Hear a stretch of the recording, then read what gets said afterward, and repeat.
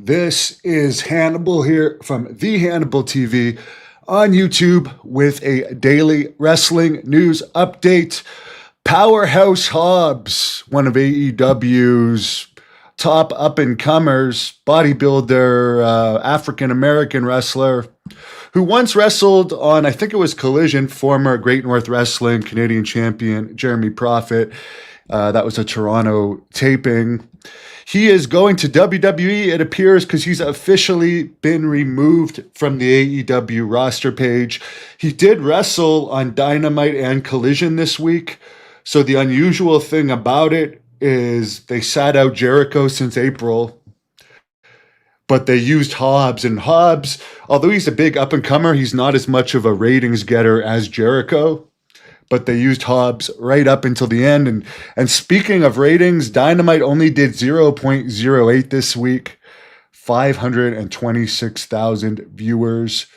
Again, they're making like $180 million a year off of WBD, which is being sold to Netflix. So it'll be interesting to see what happens to the AEW TV shows.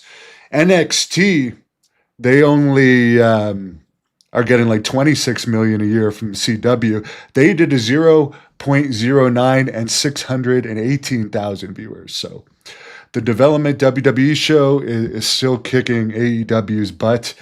Too Cold Scorpio, who I've wrestled a bunch of times, had an incident where he was working security. I think he's got like 6 or 7 kids. He still wrestles, but he was doing security at a gas station. Got attacked, had to resort to using a knife. That was about 2 or 3 years ago. The trial date is at the end of the month, January 26th, a Monday. So I wish him the best on that. Speaking of former Great North Wrestling Canadian champions, PCO appeared for Juggalo Championship Wrestling over the weekend. Of course, we air some of their footage. I just feel PCO's in his 60s now, I believe, and he's still gashing himself hard way. I mean, do what you got to do. I mean, I truly like him. I was roommates with him in Puerto Rico and stuff, and I've known him since my days of training with Jacques Rougeau, because I think they're off again now. They've been on again, off again, friends for a while. They're off again now, but I just hate to see him getting beat up like that. But he's doing what he loves, and I think JCW, although I don't think it pays as much as TNA may have, it's a better place for PCO. Plus Jasmine St. Clair has a crush on him.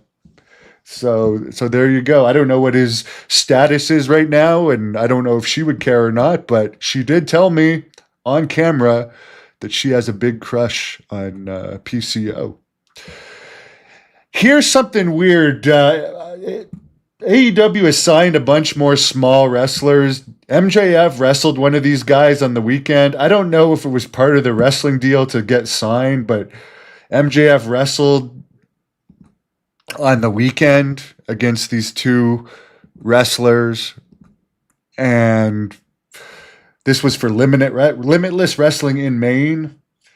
One of them is, I think, called Jordan Oliver, and the other one is Alec Price. I haven't heard of them, but they're both signed now. So take a good look at them. AEW is going down the same lane. Let's hire small indie-looking wrestlers, and they're expecting a different result. They're getting 0.08s right now. They should fight for the better guys like Hobbs to keep, and try and bring some names over from WWE, but it's going to be hard. Their TV show is in jeopardy. Yeah, they can pay a lot, but they're not getting very good crowds overall. A lot of crowds under 1,000 last year. They do have some outliers that are bigger, but overall, I mean, they've been going in front of like 1,000-ish crowds lately in small venues and a lot of residencies. So Mike Piper's doing great. Piper is doing great.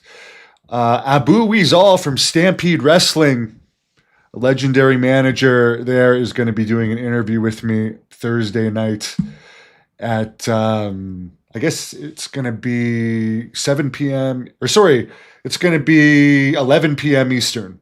11 p.m. Eastern.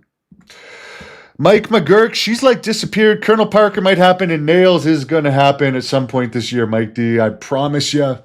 Please give this video a thumbs up and let me know your thoughts on the news.